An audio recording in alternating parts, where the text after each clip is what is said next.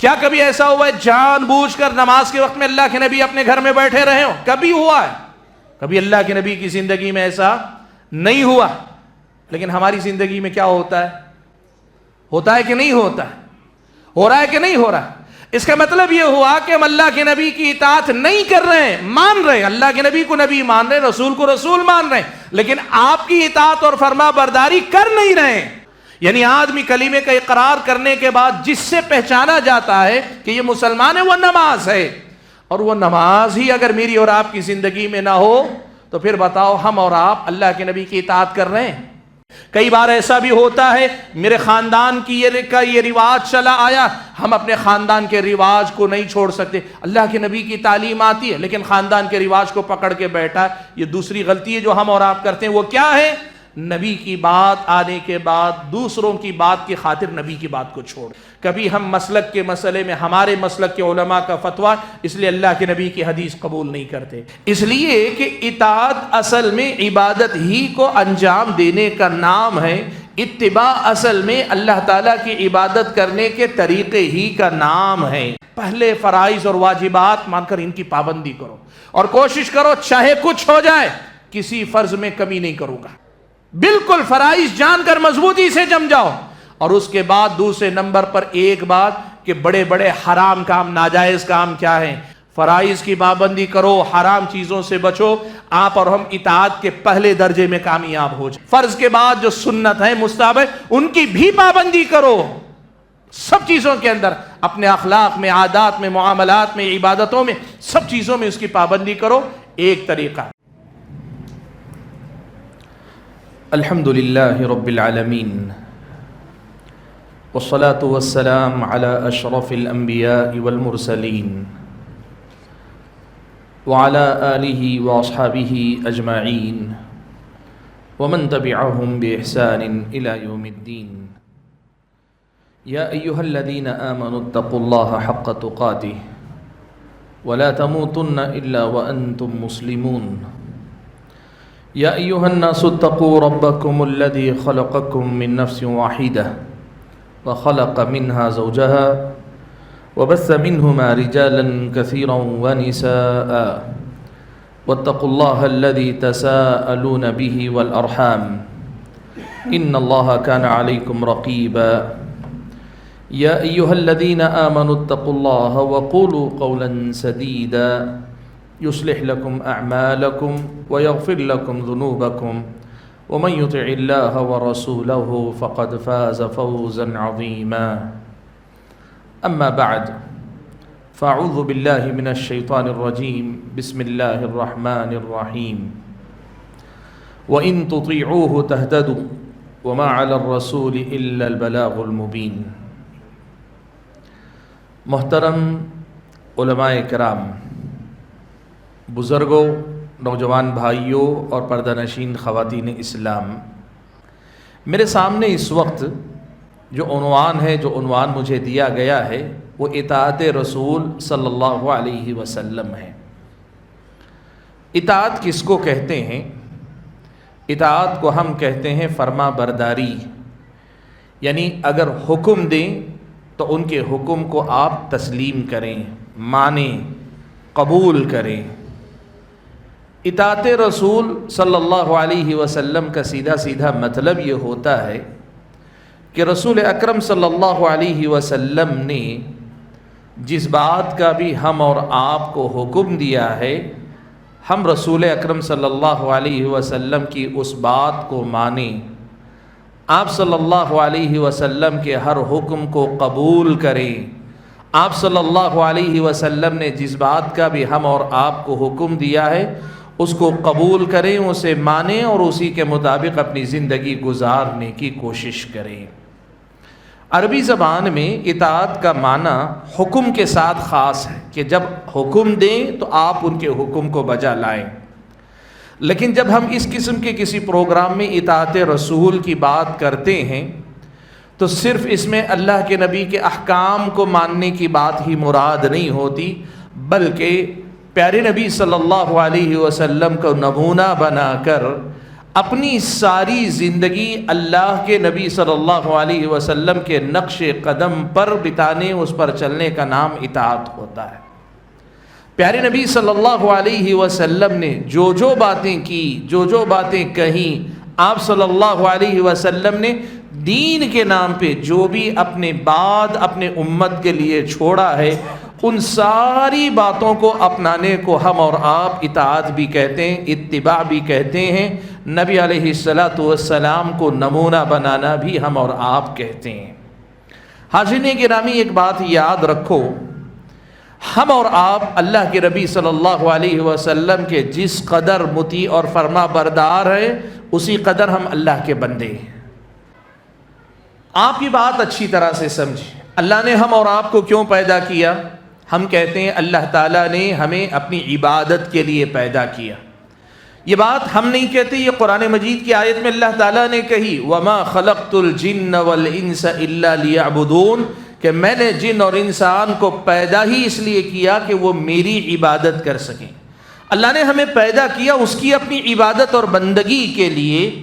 اب یہ ہماری ساری زندگی اللہ تعالیٰ کی بندگی کے لیے۔ اب ساری زندگی اگر اللہ تعالیٰ کی بندگی کے لیے ہے تو آپ یوں سمجھ لیجئے پھر ساری زندگی اللہ تبارک و تعالیٰ کے بھیجے ہوئے رسول کی اتباع، آپ کی پیروی، آپ کی اطاعت، آپ کی فرما برداری میں گزرنی چاہیے۔ اگر ہم یہ کہتے ہیں ہم اللہ کی بندگی میں جی رہے ہیں لیکن نبی کے نقش قدم پہ پوری طرح سے نہیں چل رہے ہیں، تو آپ یہ مانیں کہ ہمارا پہلا دعویٰ جھوٹا ہے، غلط ہے۔ اس لیے کہ اطاعت اصل میں عبادت ہی کو انجام دینے کا نام ہے، اتباع اصل میں اللہ تعالیٰ کی عبادت کرنے کے طریقے ہی کا نام ہے۔ جتنا ہم کریں گے اتنا ہم اللہ تعالیٰ کی بندگی کریں گے، جتنی ہم اطاعت کم کریں گے، اتباع کم کریں گے، اسی قدر زیادہ ہم اللہ تعالیٰ کی عبادت میں پیچھے ہیں۔ اور ہم اور آپ یہ بات اچھی طرح جانتے ہیں، اللہ کی عبادت ہم نہ کر سکے تو نہ دنیا میں ہم کامیاب ہو پائیں گے، نہ آخرت میں ہم اور آپ کامیاب ہو پائیں گے۔ ہماری اور آپ کی دنیا اور آخرت دونوں جگہ کی جو کامیابی ہے، اس کامیابی کا دار و مدار اس بات پر ہے کہ ہم اللہ کی بندگی کتنی کر پاتے ہیں۔ آپ اور میں سوچیں، دنیا کس کی ملکیت ہے؟ دنیا کا مالک کون ہے؟ اللہ تعالیٰ ہے۔ دنیا کی ساری چیزوں کا مالک کون ہے؟ اللہ تعالیٰ ہے۔ اور آخرت کے سارے معاملات کس کے اختیار میں ہیں؟ اللہ تعالیٰ ہی کے پاس۔ ہم اگر دنیا اچھی چاہتے ہیں، کہاں سے ملے گی؟ اللہ تعالیٰ ہی سے ملے گی۔ ہم آخرت میں کامیابی چاہتے ہیں، بلند درجات چاہتے ہیں، کہاں سے ملے گی؟ اللہ تبارک و تعالیٰ ہی سے ملے گی۔ اسی لیے یہ بات یاد رکھیے، اصل کمال یہ ہے ہمارا کہ اس دنیاوی زندگی کے اندر ہم اللہ کی بندگی کرتے رہیں، بلکہ ہماری پوری زندگی اللہ کی بندگی میں گزرے۔ اللہ تعالیٰ کی بندگی ہماری اور آپ کی زندگی کی پہچان ہونی چاہیے۔ اور اگر ہم یہ چاہتے ہیں کہ ہم اللہ کی بندگی میں پورے اتریں، ہماری اور آپ کی زندگی بندگی کا نمونہ بن جائے، تو پھر ہمیں یہ دیکھنا پڑے گا کہ جتنی پیروی نبی کی ہم اور آپ کریں گے اتنی ہی زیادہ ہم بندگی کر رہے ہیں، جتنی اللہ کے نبی کی اطاعت و فرما برداری کر رہے ہیں اتنی ہم اللہ تعالیٰ کے بندے بن پا رہے ہیں۔ جتنی کمی اطاعت میں آئے گی، جتنی کمی نبی کے نقش قدم پر چلنے میں آئے گی، اسی قدر زیادہ ہم اللہ تعالیٰ کی بندگی سے گویا پیچھے ہٹ رہے ہیں۔ آئیے میں آپ کو بتاتا ہوں، یہ جو بات ابھی میں نے آپ کے سامنے رکھی، اللہ تعالیٰ نے قرآن میں اس بات کا تذکرہ فرمایا۔ یہ بات اہل علم نے ہمارے اور آپ کے سامنے مختلف حوالوں سے رکھی۔ قرآن میں اللہ نے کہاں فرمایا؟ اللہ نے فرمایا قُلْ إِن كُنتُمْ تُحِبُّونَ اللَّهَ فَاتَّبِعُونِي قُلْ إِن كُنتُمْ تُحِبُّونَ اللَّهَ فَاتَّبِعُونِي۔ اللہ تعالیٰ نے کہا اے اللہ کے نبی آپ کہہ دیجئے اگر تم اللہ سے محبت کرتے ہو تو تم میری پیروی کرو، میری اتباع کرو، میرا اتباع کرو، میرے نقش قدم پر چلو۔ دیکھو موٹی موٹی بات اگر ہم ہمارے انداز میں کہنا چاہیں، اللہ کی محبت، اللہ سے محبت ہے تو اللہ کی مانو، ایسے ہی نہ کہا جاتا ہے۔ اگر آپ کو اللہ سے محبت ہے تو اللہ کی فرما برداری کرو، رسول اللہ سے محبت ہے رسول اللہ کی پیروی کرو، یہ کہا جاتا ہے اور یہ قرآن میں کہا بھی گیا۔ لیکن اس آیت میں اللہ نے جو بات کہی ہے وہ بات ذرا مختلف ہے۔ وہ بات کیا ہے؟ اگر تم اللہ سے محبت کرتے ہو تو میری پیروی کرو، میرے نقش قدم پر چلو۔ کیوں کہا جا رہا ہے؟ یہ بات سمجھنے کی کوشش کریں آپ، یہاں سے سمجھ میں آئے گا مجھ کو اور آپ کو کہ اللہ کے نبی کی اتباع، اللہ کے نبی کی اطاعت کی اہمیت کیا ہے دین کے اندر، یہاں سے سمجھ میں آئے گا۔ اللہ سے محبت کرتے ہو اللہ کی بات مانو، رسول اللہ سے محبت کرتے ہو رسول اللہ کی بات مانو۔ یہ بات تو قرآن و سنت میں کئی مقامات پہ اس مفہوم کی باتیں آئی ہیں، لیکن اس آیت میں اللہ نے کہا اگر تم اللہ سے محبت کرتے ہو تو میری پیروی کرو، یعنی نبی علیہ الصلوۃ والسلام کی پیروی کرو۔ کیوں؟ اس لیے کہ جتنی پیروی نبی علیہ الصلوۃ والسلام کی آپ کریں گے آپ اتنی ہی اللہ کی بندگی کر رہے ہیں۔ وہی بات جو میں نے آپ کے سامنے کہی کہ اللہ کی جو بندگی ہے اس کا معیار ہی یہ ہے کہ ہم اور آپ نبی کی کتنی پیروی کرتے ہیں۔ ہم کہہ سکتے ہیں نا ہم اللہ کا سب سے زیادہ عبادت گزار بندہ ہوں، کیسے پتہ چلے گا؟ پتہ چلے گا کہ سب سے زیادہ نبی کی سنت کی پیروی کرتے ہو، نبی کے طریقے پہ چلتے ہو، نبی کے نقش قدم پر چلتے ہو۔ یہ معیار ہے جو بتاتا ہے کہ آپ اللہ کے کتنے اچھے بندے ہیں۔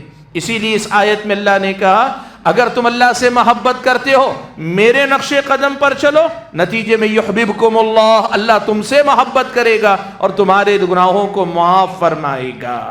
میرے بھائیوں، اس بات کو ہم اور آپ حقیقت میں اقرار کر کے تسلیم کر کے اپنی زندگی میں قبول کرتے ہیں، لیکن ہم نے اسے سمجھا نہیں، ورنہ اس حقیقت کو ہم مان کر آتے ہیں۔ کہاں مانتے ہیں؟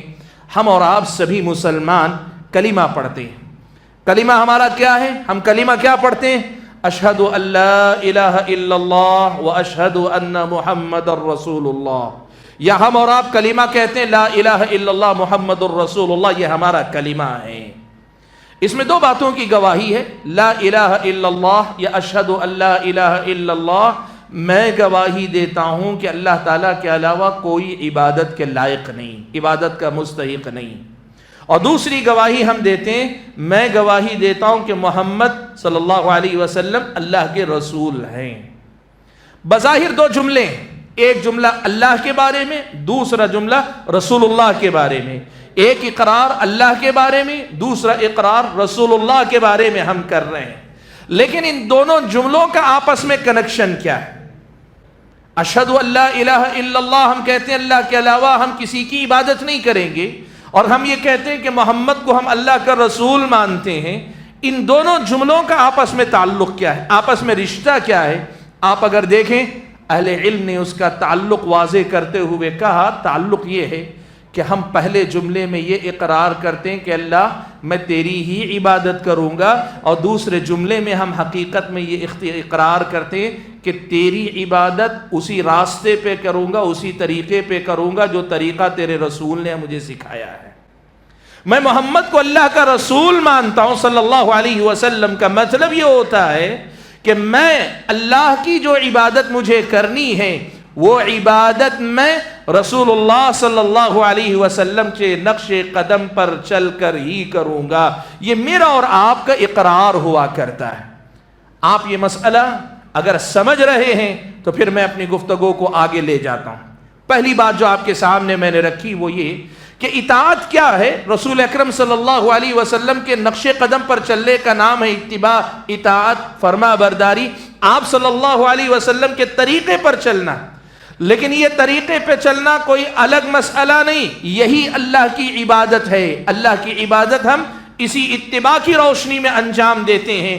جیسی اتباع، جتنی اتباع، جیسی اطاعت، جتنی اطاعت میری اور آپ کی زندگی میں، ہم اتنے ہی اللہ تبارک و تعالیٰ کے بندے ہیں۔ اور یہ اقرار ہم اللہ تعالیٰ کے سامنے اپنے کلمے میں کرتے ہیں۔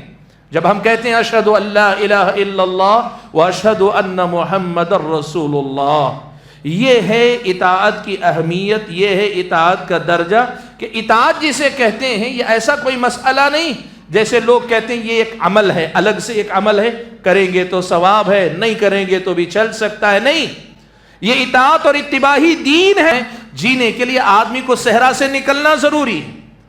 اب اگر کوئی آدمی نقش قدم سامنے دیکھ رہا ہے، اس پہ چلتا نہیں ہے، اپنی ہی جگہ پہ رکا رہے، وہ اپنی جان بچا پائے گا؟ زندہ رہے گا وہ آدمی؟ جب تک جان میں جان ہے، جسم میں طاقت ہے، کھڑا رہے گا، اس کے بعد وہیں گر پڑے گا، مر جائے گا، کھپ جائے گا۔ اب اس کو اگر ہلاکت سے بچنا ہے، اس صحرا کی جو تباہ کاری اس سے بچنا ہے، تو سامنے جو نقش قدم ہیں ان پہ چلتے چلتے چلتے نکل جانا ہے صحرا سے۔ تو سفر ضروری ہے، سب سے پہلی بات کہ آدمی کو نکلنا چاہیے، اور دوسری بات یہ کہ ایک آدمی نکلنے کے لیے کوشش کر رہا ہے، لیکن سامنے جو صحرا سے نکلنے کے لیے نقش قدم ہیں ان کی پیروی نہیں کر رہا ہے، وہ اپنی مرضی سے کبھی دائیں جاتا ہے، کبھی بائیں جاتا ہے، کیا ایسا آدمی نجات پائے گا؟ صحرا سے نکل پائے گا؟ صحرا آدمی کو بہکاتا رہتا ہے۔ آدمی کئی بار عرب کے زمانے کے لوگ بتاتے ہیں، بھٹکنے کے بعد آدمی صبح سے شام تک چلتا ہے، گھوم کر شام میں آ کے لگتا ہے جہاں سے صبح کیا تو وہیں آ کے پہنچا، اس لیے کہ صحرائی ٹیلے ایسے گھومتے ہیں کہ آدمی کو سمتوں کا خیال نہیں رہ جاتا۔ آپ یوں سمجھیے کہ یہ دنیاوی زندگی ایک صحرا ہے جس میں ہم اور آپ کو بھیج دیا گیا ہے۔ یہ جو دنیاوی زندگی ہے، اس زندگی میں ہم ایک صحرا میں بھیج دیے گئے۔ اب اس زندگی سے ہم کو کامیاب بن کر نکلنا، ہم کو کامران ہو کر آگے بڑھنا ہے، تو پھر ہم اور آپ کو اس صحرا سے نکلنے کے لیے اس مثال کی پیروی کرنی پڑے گی۔ ہم سے پہلے پیارے نبی صلی اللہ علیہ وسلم اس دنیا میں زندگی گزار کر جا چکے ہیں۔ آپ کے نقش قدم کے طور پر آپ کا راستہ، آپ کا طریقہ، آپ کی سنت ہمارے سامنے موجود ہے، ہمارے سامنے اللہ کے نبی کا راستہ موجود ہے۔ اب اگر کوئی آدمی اس دنیا میں رہتے ہوئے نبی کی سنت میں عمل کرنا ہی نہیں چاہتا، نبی کی اطاعت کرنا ہی نہیں چاہتا، نبی کی اتباع کرنا ہی نہیں چاہتا، وہ اس دنیا میں رہتے رہتے ختم ہو جائے گا، لیکن کامیاب نہیں ہوگا۔ جیسے وہ آدمی جو صحرا میں سفر نہ کرے، اپنی ہی جگہ رکا رہے تو ہلاک ہو جاتا ہے۔ نبی کی سنت کو نہ اپنانے والا، نبی کے طریقے پہ نہ چلنے والا، نبی کی اطاعت نہ کرنے والا، نبی کی اتباع نہیں کرنے والا، ویسے ہی اس دنیا کے اندر ہلاک و برباد ہوگا اور آخرت میں ناکام و نامراد ہو جائے گا۔ اور اگر کوئی آدمی اس دنیا میں اللہ کے نبی کی سنت کو اپنے سامنے دیکھ رہا ہے، نبی کا طریقہ سامنے ہے، نبی کا حکم سامنے ہے، نبی علیہ الصلوۃ والسلام کی تعلیمات سامنے ہیں، آدمی ان کو نہیں اپنا کر کبھی ان کی سنتا ہے، کبھی ان کی سنتا ہے، کبھی دائیں سنتا ہے، کبھی بائیں سنتا ہے، اس آدمی کی مثال اس آدمی جیسی ہے جو صحرا میں نقش قدم دیکھ کر بھی دائیں بائیں بھٹکنا چاہتا ہے، یہ بھی ہلاک و برباد ہو جائے گا۔ آپ یقین کریں کہ یہ جو مثال آپ کے سامنے میں نے دی ہے، یہ مثال ہمارے اور آپ کے لیے اطاعت اور اتباع کی اہمیت اور ضرورت کو سمجھانے کے لیے بہت کافی ہے۔ ہمیں یہاں سفر کرنا بھی پڑے گا، ہم نبی کے نقش قدم پر چلے بغیر رکے رہیں، ہم دوسرے راستے پہ بھی نہیں جا رہے ہیں، لیکن ہم عمل نہیں کر رہے ہیں تو بھی ہلاک و برباد ہوں گے۔ اور اگر ہم عمل کر رہے ہیں لیکن نبی کی اتباع پہ نہیں، نبی کی اطاعت و فرما برداری میں نہیں، دائیں بائیں پیر مار رہے ہیں، ہاتھ مار رہے ہیں، تب بھی ہم ہلاک و برباد ہو جائیں گے۔ نجات کس میں ہے؟ نجات اس میں ہے کہ نبی کی اطاعت کرو، نبی کی اتباع کرو، اور نجات اس میں ہے کہ نبی ہی کی اطاعت کرو، نبی علیہ الصلوۃ والسلام ہی کی اتباع کرو، اس میں اصل میں نجات۔ میں نے جو مثال دی، پیارے نبی صلی اللہ علیہ وسلم نے یہی بات، اللہ کے نبی صلی اللہ علیہ وسلم نے یہی بات صحیح بخاری کی ایک روایت میں آپ نے بیان فرمائی۔ آپ صلی اللہ علیہ وسلم نے مثال دے کر کہا کہ میری جو دعوت ہے، جو پیغام دے کر اللہ تعالیٰ نے بھیجا ہے، اس کی اور میری مثال، انما مثلی ومثل ما بعثنی اللہ بہ، میری مثال اور میرے ساتھ اللہ نے جو پیغام بھیجا اس کی مثال۔ اللہ کے نبی نے فرمایا یہ ڈرانے والا آیا اور آ کر اس نے ڈرایا قوم کو۔ اب اس کی بات سن کر قوم کے کچھ لوگوں نے ڈرانے والے کے ڈرانے کا اثر قبول کر کے انہوں نے سفر شروع کیا۔ اللہ کے نبی نے فرمایا کہ وہ لشکر، وہ جماعت نجات پا گئی، لیکن کچھ لوگوں نے اس ڈرانے والے کی بات کو سننے کے بعد بھی اس کی بات قبول نہیں کی، وہیں رکے رہے، وہیں پڑاؤ ڈالے رہے، یہاں تک کہ صبح سویرے وہ جو لشکر تھا وہ لشکر آیا، اس لشکر نے آ کر حملہ کر دیا اور سارے کے سارے لوگوں کو ختم کر دیا۔ یہ مثال دے کر اللہ کے نبی نے کہا میں جو پیغام لے کر آیا ہوں، اس پیغام کی مثال اور میری بات سننے والوں کی یہی مثال، جو میری بات سن کر احتیاط کر لیتے ہیں، چل پڑتے ہیں، عمل کر لیتے ہیں، میری بات مان کر اسی کے مطابق زندگی گزار لیتے ہیں، وہ کامیاب ہو جائیں گے۔ اور جو میری بات سننے کے بعد بھی میری بات پہ عمل پیرا نہیں ہوتے اور ہمارے عنوان کی روشنی میں کہیں رسول کی اطاعت نہیں کرتے، رسول کی اتباع نہیں کرتے، ان کی مثال اس قوم کی ہے جو اپنی ہی جگہ رکے رہے، صبح سویرے لشکر نے حملہ کیا اور سب کو ختم کر دیا۔ یہ بات میرے اور آپ کے سامنے واضح رہنی چاہیے کہ نبی علیہ السلام کی اتباع ہی اصل میں میری اور آپ کی زندگی کا امتحان ہے۔ جو آیت میں نے آپ کے سامنے پڑھی، قُلْ إِن كُنتُمْ تُحِبُّونَ اللَّهَ فَاتَّبِعُونِي، کہ تم اللہ تعالیٰ سے اگر محبت کرتے ہو تو میری پیروی کرو۔ اس آیت کے بارے میں حضرت حسن بصری رحمۃ اللہ علیہ نے ایک بات کہی، کہا اس آیت کو آیت الامتحان کہا جاتا ہے، یہ آدمی کا امتحان ہے۔ وہ کیا امتحان ہے؟ کہا کچھ لوگوں نے یہ دعویٰ کیا کہ ہمیں اللہ سے بے انتہا محبت، ہم اللہ سے بہت محبت کرتے ہیں، تو اللہ تبارک و تعالیٰ نے کہا کہ میری محبت کا یہ جو دعویٰ ہے اس امتحان سے گزر کر ہی تسلیم کیا جائے گا۔ اور امتحان کیا ہے؟ امتحان یہ ہے کہ اللہ تعالیٰ کی محبت کا ثبوت نبی کی اتباع کر کے دو، نبی کے نقش قدم پر چل کر دو۔ تو یہ امتحان ہے ایمان والوں کا، یہ امتحان ہے اللہ کی محبت کے دعوے داروں کا، جو لوگ یہ کہتے ہیں ہمیں اللہ سے محبت ہے، یہ امتحان ہے ان کا کہ اگر اللہ سے محبت ہے نبی کے نقش قدم پر چل کر دکھاؤ۔ بھائیو، قرآن مجید کے اندر اللہ تبارک و تعالیٰ نے آیتیں بے شمار نازل فرمائی، جن آیتوں میں اللہ تعالیٰ نے اللہ تعالیٰ کے بعد اللہ کے رسول کی اطاعت، اللہ کے رسول صلی اللہ علیہ وسلم کی اطاعت اور اہمیت کو بتایا۔ آپ دیکھیں سب سے پہلی آیت جو مجھ کو اور آپ کو بتاتی ہے وہ یہ، اللہ نے فرمایا من یطع الرسول فقد اطاع اللہ، جو رسول کی اطاعت کرتا ہے وہ حقیقت میں اللہ کی اطاعت کرتا ہے۔ جو رسول کی بات مانتا ہے وہ اللہ کی بات مانتا ہے۔ آپ بتائیں کوئی ایسا بھی بندہ ہو سکتا ہے جو اللہ کی بات مانے، اللہ کی بات نہ مانے، اللہ کی بات کا انکار کرے؟ نہیں، کوئی سمجھدار انسان ایسے نہیں کر سکتا۔ جب اللہ تعالیٰ کی بات کا انکار نہیں کر سکتے تو رسول اللہ صلی اللہ علیہ وسلم کی بات کا بھی انکار نہیں ہونا چاہیے۔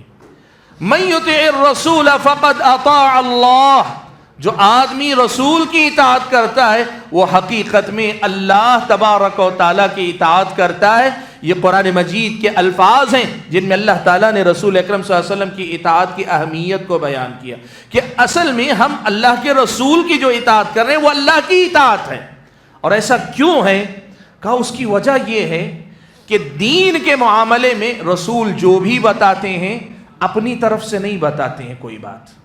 اللہ کے رسول دین کے نام پر جو بھی بات بتاتے ہیں، دین کے نام پہ جو بھی تعلیم دیتے ہیں، وہ ان کی اپنی بات نہیں ہوتی، وہ اللہ کی بات ہوتی ہے جو رسول اللہ اپنی زبان سے ہم اور آپ کو سناتے ہیں۔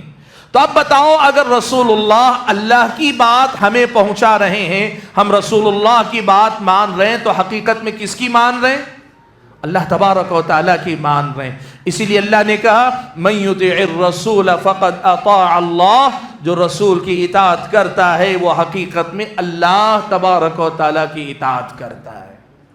دوسری آیت جو میں آپ کے سامنے پڑھوں گا وہ آیت کیا ہے؟ وہ آیت یہ ہے جو میں نے خطبہ مسنونہ کے بعد آپ کے سامنے پڑھی۔ اللہ تعالیٰ نے ایک بات بیان فرمائی، کہا وَإِن تُطِيعُوهُ تَهْتَدُوا، اگر تم ان کی اطاعت کرو گے، رسول کی اطاعت کرو گے، تم ہدایت یافتہ ہو جاؤ گے۔ اگر تم رسول کی اطاعت کرو گے، فرما برداری کرو گے، تم ہدایت یافتہ ہو جاؤ گے۔ سوال یہ ہوا ہم نے رسول کی اطاعت کی، ہم ہدایت یافتہ ہو گئے، اس کا مطلب یہ ہوا کہ اگر رسول کی اطاعت نہیں کی ہم ہدایت یافتہ نہیں، ہم گمراہ ہو گئے۔ اس کا مطلب یہ بھی ہوا کہ ہم نے رسول کی اطاعت تھوڑی کی، زیادہ نہیں کی، اس کا مطلب ہدایت بھی ہمیں تھوڑی ہی ملی، زیادہ نہیں ملی۔ یہ وہی بات ہے کہ وَإِن تُطِيعُوهُ تَهْتَدُوا، اگر تم اللہ کے رسول کی اطاعت کرو گے تو تم ہدایت یافتہ ہو جاؤ گے۔ اور ہدایت یافتہ ہونے کا فائدہ کیا ہوگا؟ بھئی ہم اللہ کے رسول کی اطاعت کریں گے، ہم ہدایت یافتہ ہو جائیں گے، ہم ہدایت والے ہو جائیں گے، تو کیا ہوگا؟ یہ بات قرآن کی دوسری آیت میں معلوم ہوتی ہے۔ اللہ نے فرمایا، دیکھو حضرت آدم کو جب اللہ زمین پہ بھیج رہا تھا نا، تو اللہ تعالیٰ نے یہ بات بیان فرمائی کہ میرے طرف سے تمہارے پاس جب ہدایت آئے گی، میری طرف سے جب ہدایت تمہارے پاس آئے گی، اب جو اس ہدایت کو اپنا لے گا وہ بندہ فلا یضل ولا یشقا، نہ تو وہ دنیا کے اندر حیران پریشان گھومتا رہے گا، گمراہ قرار پائے گا، اور نہ آخرت میں ناکام اور نامراد ہوگا۔ ہدایت یافتہ ہونے کے دو فائدے بڑے اللہ نے یہ بتائے کہ جو ہدایت کو اپنا لیتا ہے وہ دنیا میں کبھی حیران پریشان نہیں ہوتا، میں کون ہوں، مجھے دنیا میں کیوں بھیجا گیا ہے، میرا دنیا سے کیا تعلق ہے، میرا بنانے والا کون ہے، میرا لوگوں سے کیا معاملہ ہے۔ یہ جو دنیاوی زندگی کے کوئی آپ کے سامنے پریشانی نہیں، زندگی کا ایک واضح مقصد آپ کے سامنے رہے گا، اور آپ دنیا کے سب سے سمجھدار انسان ہوں گے جنہیں اپنی زندگی کے ہر معاملے کی سمجھ ہے، میں کیا کر رہا ہوں، کیوں کر رہا ہوں، یہ ایک مسلمان کو اچھی طرح سے معلوم ہوتا ہے۔ اللہ نے مجھے پیدا کیا، میں اللہ کی بندگی، میری زندگی کس لیے؟ اللہ کی عبادت میں میری زندگی گزر رہی ہے۔ پھر یہ قرآن کس لیے ہے؟ یہ قرآن مجھے بتاتا ہے کہ اللہ تعالیٰ کی بندگی مجھے کیسے کرنی ہے۔ یہ محمد اللہ کے رسول کس لیے ہیں؟ یہ اس قرآن کو لے کر آنے والے اور اس قرآن کی تفصیل تشریح کر کے خود عملی نمونہ بن کر دکھانے والے، میں ان کے نقش قدم پر چلتا ہوں۔ میرا اپنا تعلق والدین سے کس قسم کا ہونا چاہیے اور کیوں ہونا چاہیے؟ میرے والدین کے ساتھ مجھے ہمیشہ حسن سلوک کرنا چاہیے۔ کیوں کرنا چاہیے؟ اس دنیا میں میرے وجود میں آنے اور میرے پروان چڑھنے میں ان کے بڑے احسانات ہیں۔ آپ زندگی کا جو سوال پوچھیں گے نا، قرآن و سنت آپ کو اس کا واضح جواب دیں گے۔ اسی لیے کہا کہ جو آدمی ہدایت پر آ جاتا ہے، اللہ کی ہدایت کو اپنا لیتا ہے، لا یضل، دنیا کے اندر وہ گمراہ نہیں ہوگا، حیران نہیں ہوگا، پریشان نہیں ہوگا، ایک سیدھے اور واضح راستے پر اس کی زندگی گزرے گی۔ ایک دم زندگی کا مقصد متعین ہے، راستہ واضح ہے، اور وہ جو کچھ کر رہا ہے اسے معلوم ہے وہ کیوں کر رہا ہے۔ عام انسانوں کی طرح نہیں۔ ان کو پوچھئے دنیا میں کیوں آئے ہو، نہیں پتا ان کو کیا ہے۔ ان سے پوچھئے کہ تم دنیا والوں کے ساتھ اچھا کیوں کرتے ہو، برا کیوں کرتے ہو، اپنی طرف سے کچھ بھی بولیں گے۔ لیکن ایک مسلمان کی زندگی میں جو ایک واضح ہدف ہوتا ہے، ٹارگٹ ہوتا ہے، منزل ہوتی ہے، ایک واضح راستہ ہوتا ہے، اور اس واضح راستے پر چلنے کے طریقے اور کس پہ عمل کرنا ہے کس پہ نہیں کرنا ہے۔ شراب کیوں نہیں پینا چاہیے؟ اسلامی شریعت آپ کو بتاتی ہے شراب انسان کی عقل کو مار دیتی ہے، اور انسانی عقل اگر چلی جائے انسان حیوانوں سے بدتر ہو جاتا ہے۔ آدمی کی جان، مال، عزت و آبرو پہ ہاتھ نہیں ڈالنا چاہیے۔ کیوں؟ اس لیے کہ ایک انسان دوسرے انسان کی طرف سے مطمئن اسی وقت ہوتا ہے جب مجھے یہ اطمینان ہو کہ آپ میری جان، مال، عزت و آبرو پہ ہاتھ نہیں ڈالیں گے، میں آپ کے ساتھ امن کے ساتھ، سکون کے ساتھ جیتا ہوں، آپ میرے ساتھ امن کے ساتھ، سکون کے ساتھ جیتے۔ آپ یہ بات یاد رکھو، نبی کی اطاعت کرو گے ہدایت یافتہ ہوگے، اور ہدایت پر چلنے والے ہوگے۔ سب سے پہلا دنیا کے اعتبار سے یہ ہوگا کہ لا یضل، اپنی دنیاوی زندگی کے بارے میں آپ کے سامنے ایک واضح راستہ ہے جو دنیا میں کسی اور کے پاس نہیں۔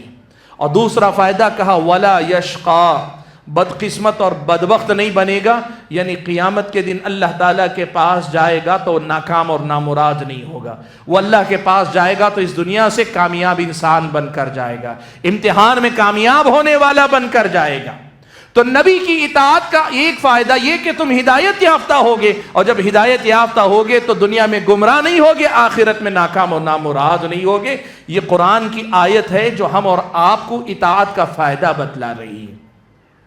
اطاعت کا ایک اور فائدہ، اطاعت کا ایک اور فائدہ پیارے نبی صلی اللہ علیہ وسلم نے حدیث کے اندر بیان فرمایا۔ آپ صلی اللہ علیہ وسلم نے فرمایا کل امتی یدخلون الجنت الا من ابا، اللہ کے نبی نے فرمایا کہ میری امت میں سب جنت میں جائیں گے سوائے اس کے جو انکار کرے، جو کہے میں نہیں جاؤں گا۔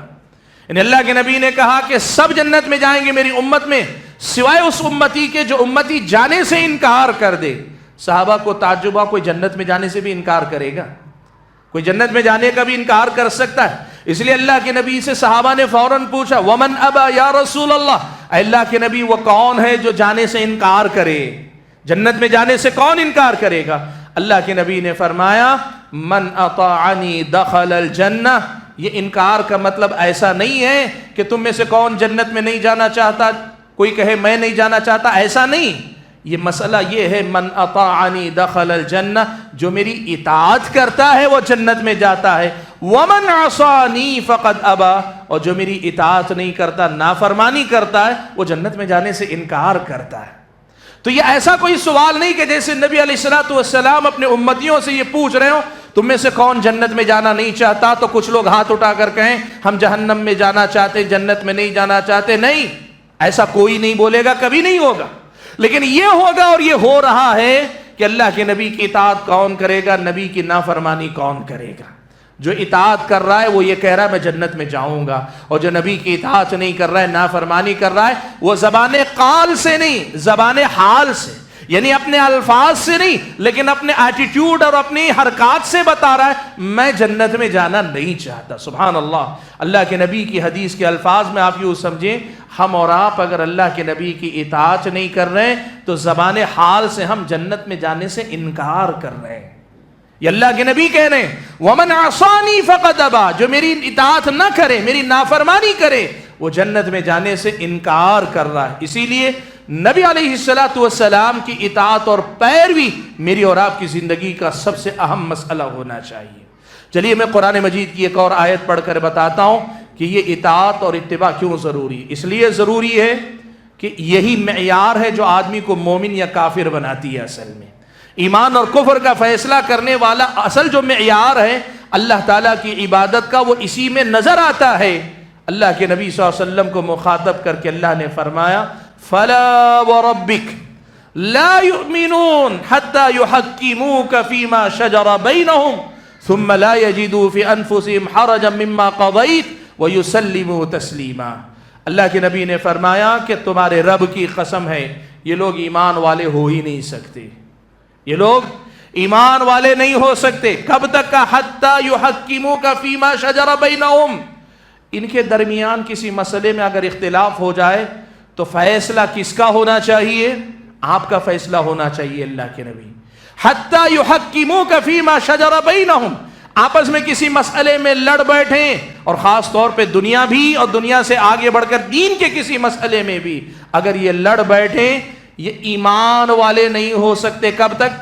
جب تک کہ آپ کو فیصلہ کرنے والا نہ مانے. یعنی سب سے پہلے اللہ کے نبی کو، اللہ کے نبی کے دین کو، اللہ کے نبی کی تعلیمات کو، اللہ کے نبی کی حدیث کو، اللہ کے نبی کی سنت کو فیصلہ کرنے والا مانے. اللہ کے نبی کی سنت کو فیصلہ کرنے والا ماننے کے بعد ثم لا يجدوا في انفسهم حرجا مما قضيت ويسلموا تسلیما. پہلی بات تو یہ کہ آپ کو فیصلہ کرنے والا، آپ کی بات کو فیصلہ کرنے والا، آپ کی سنت کو فیصلہ کرنے والا، آپ کی حدیث کو فیصلہ کرنے والا، آپ کے لائے ہوئے قرآن کو فیصلہ کرنے والا مانے. پہلے یہ ماننا پڑے گا. اب اس کے بعد جو فیصلہ آتا ہے، ظاہر بات ہے دو لڑنے والوں کے درمیان فیصلہ ہوگا، کسی ایک کی طرف سے تائید میں ہوگا، دوسرے کے خلاف فیصلہ جائے گا. یا کبھی فیصلہ ایسا بھی ہوگا کہ کچھ آپ کی بات کی تائید ہو جائے گی، کچھ آپ کی بات کی تائید ہو جائے گی. ایسا فیصلہ تو نہیں ہوگا جیسا دونوں چاہتے ہیں. دونوں خوش نہیں ہو سکتے. جب اختلاف ہوا ہے، فیصلہ ہوگا تو ایک خوش ہوگا ایک ناراض ہوگا، یا تھوڑا خوش ہوگا تھوڑا ناراض ہوگا. اللہ نے کہا فیصلہ کرنے والا اللہ کے نبی کو ماننے کے ساتھ ساتھ آپ کے فیصلے کے بعد دل میں کسی قسم کا حرج بھی محسوس نہ کرے.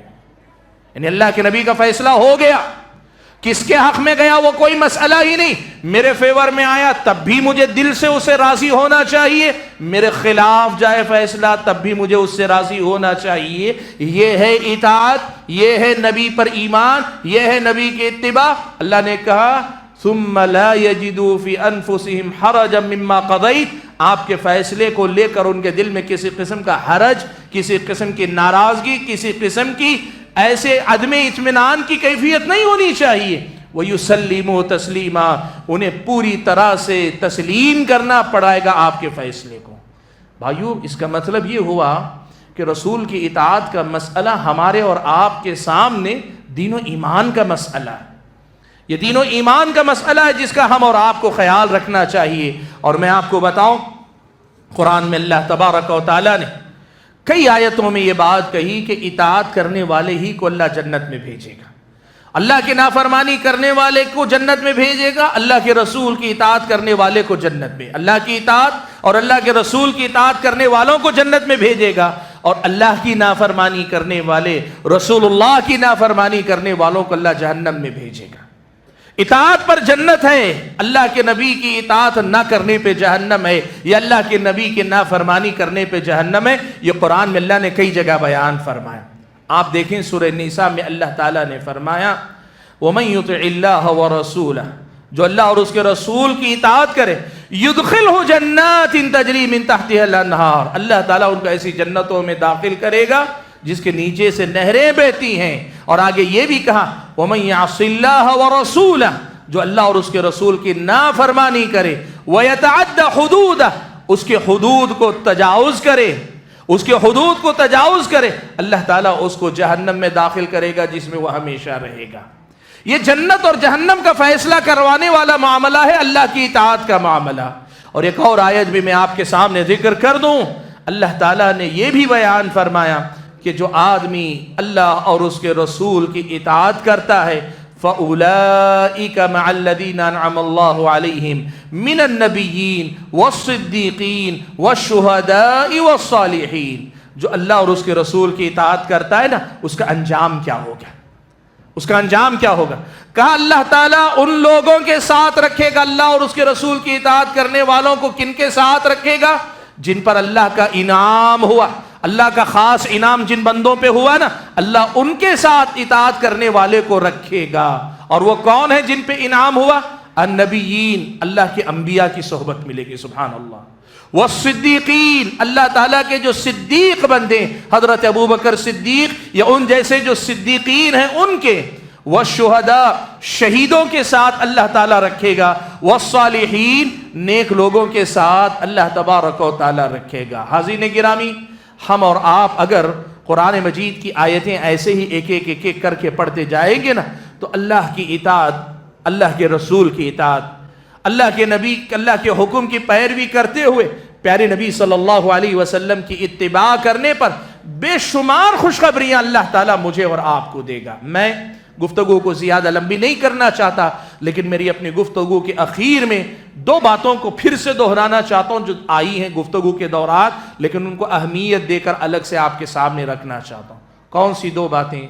دیکھو، یاد رکھو، یہ جو اطاعت کی بات اب تک میں نے کی نا، اس اطاعت کے مسئلے میں ہم دو طریقوں سے غلطی کرتے ہیں۔ یعنی ہم اور آپ، اگر میں آپ سے پوچھوں آپ میں سے کون ہے جو اللہ کے رسول کی اطاعت نہیں کرنا چاہتا، کوئی نہیں کہے گا، سب کہیں گے ہم اللہ کے رسول کی اطاعت کرنا چاہتے ہیں۔ سب کہیں گے، کوئی مسلمان ایسا نہیں جو یہ کہے میں اللہ کے رسول کی اطاعت نہیں کروں گا، میں رسول اللہ کی بات نہیں مانوں گا، ایسے کھلے عام کوئی نہیں کہے گا، اس لیے کہ وہ دل سے واقعی اللہ کے رسول کو رسول مانتا ہے۔ اور جب مانتا ہے تو پھر کیا ہم سب پیروی کرنے والے، واقعی اطاعت کرنے والے نہیں؟ دو طرح کی غلطیاں اللہ کے رسول کی اطاعت کے مسئلے میں ہم اور آپ سے ہوتی ہیں۔ پہلی غلطی کیا ہوتی ہے؟ ہم رسول کو رسول مانتے ہیں لیکن ان کے طریقے پہ چلتے نہیں ہیں۔ ہم اللہ کے رسول کو رسول مانتے ہیں، یعنی ایمان لاتے ہیں، لیکن چلتے نہیں ہیں۔ آپ بتاؤ، اللہ کے نبی نے اپنی زندگی میں کبھی نماز چھوڑی ہے؟ نماز قضا کی ہے؟ نماز چھوڑی اللہ کے نبی صلی اللہ علیہ وسلم نے؟ کیا کبھی ایسا ہوا ہے جان بوجھ کر نماز کے وقت میں اللہ کے نبی اپنے گھر میں بیٹھے رہے ہو؟ کبھی ہوا ہے؟ کبھی اللہ کے نبی کی زندگی میں ایسا نہیں ہوا۔ لیکن ہماری زندگی میں کیا ہوتا ہے؟ ہوتا ہے کہ نہیں ہوتا ہے؟ ہو رہا ہے کہ نہیں ہو رہا ہے؟ اس کا مطلب یہ ہوا کہ ہم اللہ کے نبی کی اطاعت نہیں کر رہے ہیں، مان رہے ہیں، اللہ کے نبی کو نبی مان رہے ہیں، رسول کو رسول مان رہے ہیں، لیکن آپ کی اطاعت اور فرما برداری کر نہیں رہے ہیں۔ اور نماز تو سب سے بڑی بات ہے، نماز تو سب سے بنیادی مسئلہ ہے، نماز تو دین ہے، اصل میں بنیاد، دین کی پہلی بنیاد ہے کلمے کے بعد۔ یعنی آدمی کلمے کا اقرار کرنے کے بعد جس سے پہچانا جاتا ہے کہ یہ مسلمان ہے، وہ نماز ہے۔ اور وہ نماز ہی اگر میری اور آپ کی زندگی میں نہ ہو تو پھر بتاؤ ہم اور آپ اللہ کے نبی کی اطاعت کر رہے ہیں؟ آپ سے میں پوچھ رہا ہوں، بتائیں ہم اطاعت کر رہے ہیں؟ اگر نماز نہیں پڑھ رہے تو ہم اطاعت کر رہے ہیں؟ نہیں۔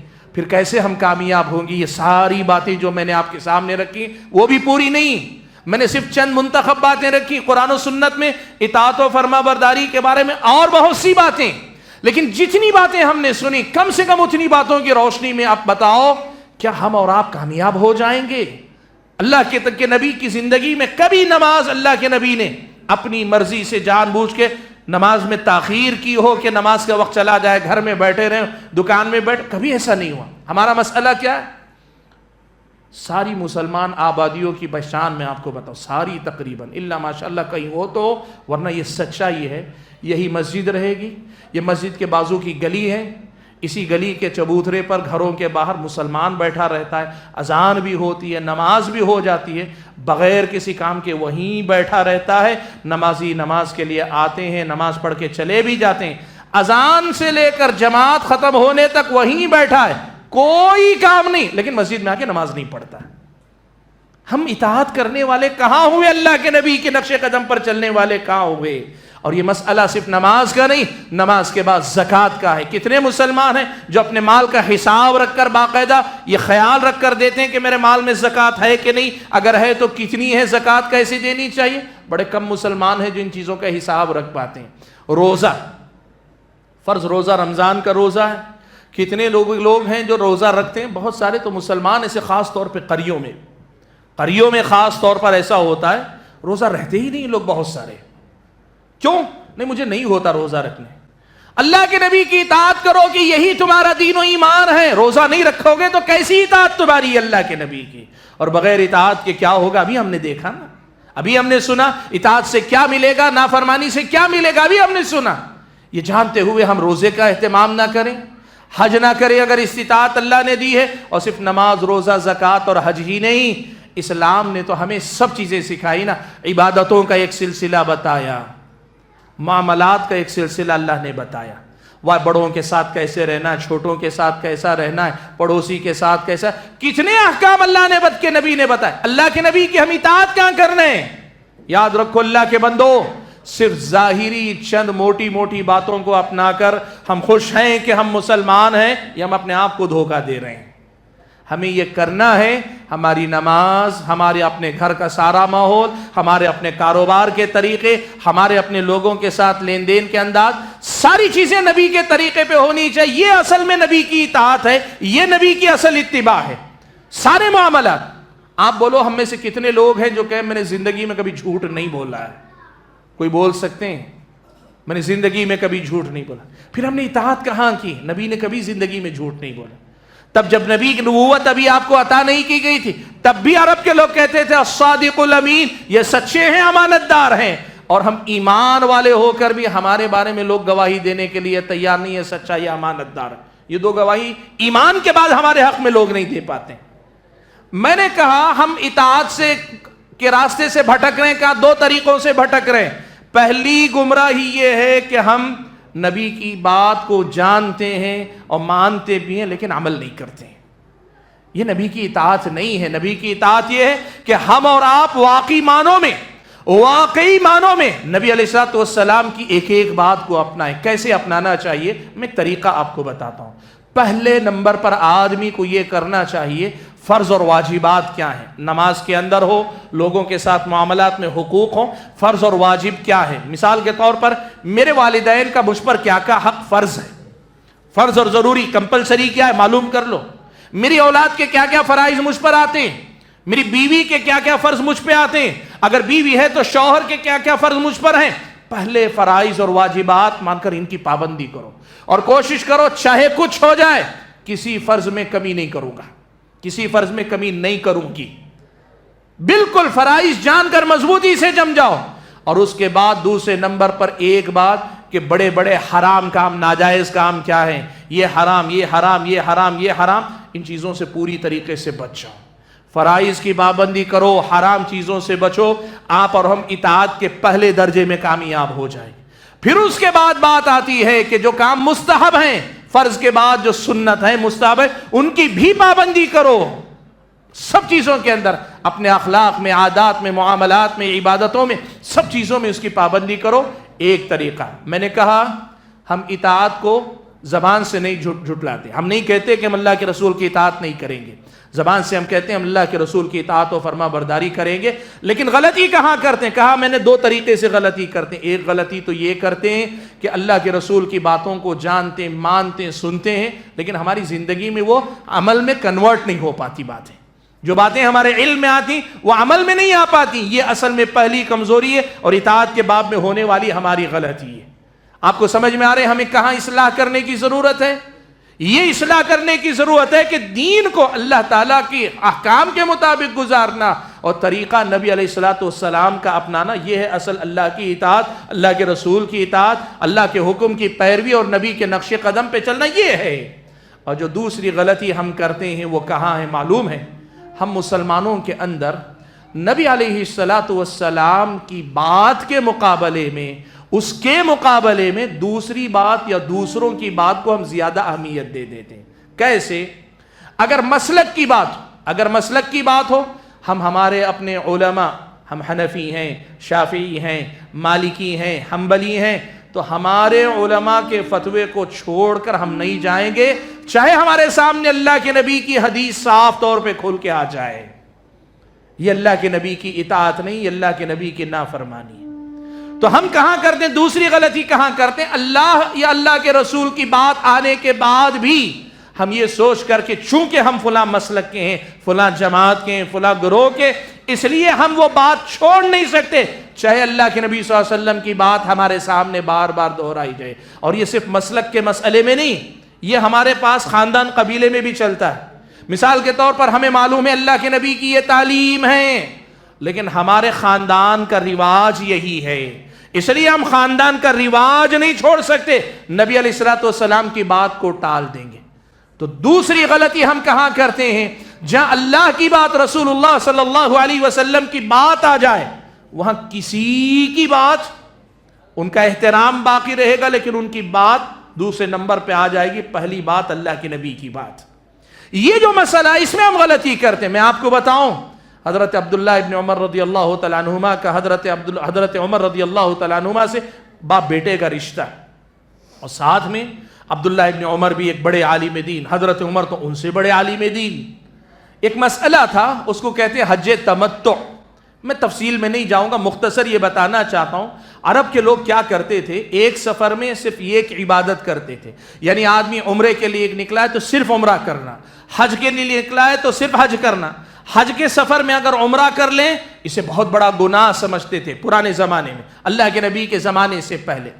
جب اللہ کے نبی حج کرنے کے لیے گئے تو اللہ تعالیٰ نے اس غلط حکم کو، یا اس حکم کو جو غلط فہمی لوگوں میں تھی، اس کو ختم کرنے کے لیے اللہ نے حکم دیا کہ اللہ کے نبی آپ نے جو حج کی نیت کی ہے اسے عمرے کی نیت میں بدل لیں۔ تو آپ صلی اللہ علیہ وسلم نے کیا کیا؟ ایک ہی سفر میں عمرہ اور حج دونوں کیا۔ اس کو قران کہتے ہیں، اور اگر درمیان میں حلال ہوتے ہیں تو اس کو حج تمتع کہتے ہیں۔ عام طور پہ اب جو حاجی جاتے ہیں وہ حج تمتع ہی کرتے ہیں۔ اب آپ دیکھو، اللہ کے نبی نے حج تمتع کیا، یعنی قران کی، اللہ کے نبی نے حج اور عمرے کو ایک ہی سفر میں کیا۔ اب حضرت عمر رضی اللہ تعالیٰ عنہ یہ سمجھتے تھے کہ اللہ نے اللہ کے نبی کو یہ جو حکم دیا صرف مشرکین کی وہ غلط فہمی دور کرنے کے لیے حکم دیا، ورنہ بہتر یہی ہے کہ آدمی صرف حج کرے۔ بلکہ یہ کہتے تھے کہ آدمی کو حج تمتع نہیں کرنا چاہیے۔ یہ حضرت عمر رضی اللہ تعالیٰ عنہ کی سمجھ تھی، وہ مخالفت نہیں کر رہے ہیں۔ انہوں نے جو سمجھا وہ یہ کہ اللہ نے جو حکم دیا وہ مشرکین کی غلط فہمی دور کرنے کے لیے اللہ نے حکم دیا، ایسا سمجھتے تھے وہ۔ اسی لیے حضرت عمر لوگوں کو کہتے تھے حج تمتع مت کرو، حج تمتع مت کرو۔ حضرت عبداللہ ابن عمر رضی اللہ تعالیٰ عنہما اللہ کے نبی کی حدیث کی روشنی میں یہ بات سمجھتے تھے، کہتے تھے حج تمتع افضل ہے، یہی کرنا چاہیے، حج اور عمرہ دونوں کرنا زیادہ افضل ہے۔ اسی لیے لوگوں کے سامنے اللہ کے نبی کی حدیث بتاتے تھے، اللہ کے نبی کی حدیث سناتے تھے۔ جب اللہ کے نبی کی وہ حدیث سنائے نا تو ایک مرتبہ کچھ لوگوں نے حضرت عبداللہ ابن عمر کو پکڑ لیا، کہا کہ عبداللہ آپ تو کہتے ہیں کہ حج تمتع کرنا چاہیے، لیکن آپ کے ابا جان تو کہتے ہیں کہ حج تمتع نہیں کرنا چاہیے۔ آپ کہہ رہے ہیں حج تمتع کرنا چاہیے، لیکن آپ کے ابا کہہ رہے ہیں حج تمتع نہیں کرنا چاہیے۔ حضرت عبداللہ ابن عمر نے کیا کہا معلوم ہے؟ کہا میں تم سے کہتا ہوں قال رسول اللہ، اللہ کے رسول نے کہا ہے، اور تم مجھ سے آ کے کہتے ہو قال ابو بکر و عمر، ابو بکر و عمر نے کہا۔ یعنی میں جب اللہ کے رسول کی بات بتا رہا ہوں تو ختم ہے مسئلہ۔ اب اس کے بعد ابو بکر نے کیا کہا، عمر نے کہا، ان کی کیا ویلو رہ جاتی اللہ کے نبی کی بات آنے کے بعد؟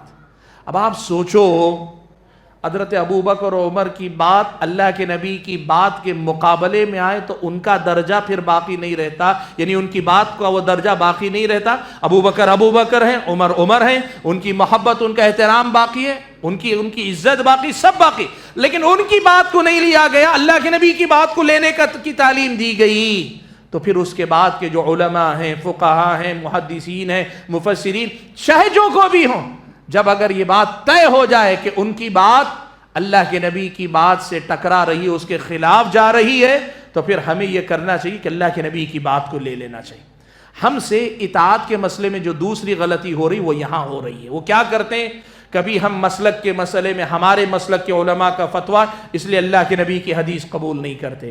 کئی بار ایسا بھی ہوتا ہے، میرے خاندان کی یہ رواج چلا آیا، ہم اپنے خاندان کے رواج کو نہیں چھوڑ سکتے، اللہ کے نبی کی تعلیم آتی ہے لیکن خاندان کے رواج کو پکڑ کے بیٹھا۔ یہ دوسری غلطی ہے جو ہم اور آپ کرتے ہیں۔ وہ کیا ہے، نبی کی بات آنے کے بعد دوسروں کی بات کی خاطر نبی کی بات کو چھوڑ دینا۔ تو بات جو میں کہنا چاہ رہا تھا، اپنی بات کو ختم کرتا ہوں، اور ختم کرتے ہوئے یاد دلانا چاہتا ہوں کہ نبی کی اطاعت ہی ہماری سعادت ہے، نبی کی اطاعت ہی ہماری دنیا کی نیک خوش بختی ہے، اور نبی کی اطاعت ہی میں دنیا اور آخرت کی کامیابی اور کامرانی ہے۔ اور اگر ہم نے نبی کی اطاعت نہیں کی تو ہم دنیا اور آخرت دونوں جگہ نقصان اٹھانے والے ہو جائیں گے۔ اور میں نے خاص طور پہ نمایاں کر کے بتایا، ہم اطاعت کے مسئلے میں دو قسم کی غلطیاں کرتے ہیں۔ ایک غلطی تو یہ کہ نبی کی بات سنتے ہیں لیکن عمل نہیں کرتے ہیں، آپ نے دیکھا ہم کہاں کہاں پیچھے ہیں عمل میں۔ اور دوسری غلطی یہ کرتے ہیں کہ نبی کی بات آنے کے بعد بھی کسی اور کی بات کی خاطر نبی کی بات کو چھوڑ دیتے ہیں۔ یہ دونوں غلطیوں سے ہمیں بچنا ہے، اور نبی علیہ الصلوۃ والسلام کی اطاعت میں آگے بڑھنے، ایک دوسرے کے ساتھ مقابلہ کر کے خوب اللہ کی تعالیٰ کی اطاعت اور اللہ کے رسول کی اطاعت کی کوشش ہمیں کرنی چاہیے۔ میں اللہ سے دعا کرتا ہوں کہ اللہ تعالیٰ مجھے، آپ سبھی حضرات اور خواتین کو صحیح معنوں میں اللہ تعالیٰ کی اطاعت کرنے والا، اللہ کے رسول کی اطاعت کرنے والا مسلمان بنائے۔ اس معاملے میں جو بھی غلطیاں، کوتاہیاں، کمیاں رہ جاتی ہیں، اللہ تعالیٰ ان تمام سے ہم اور آپ کی حفاظت فرمائے، اور ہم اور آپ کو قرآن و سنت کے ان تعلیمات کو اپنی زندگی میں ہمیشہ یاد رکھ کر ان پر عمل پیرا ہونے کی توفیق عطا فرمائے۔ آمین۔ وآخر دعوانا ان الحمد للہ رب العالمین۔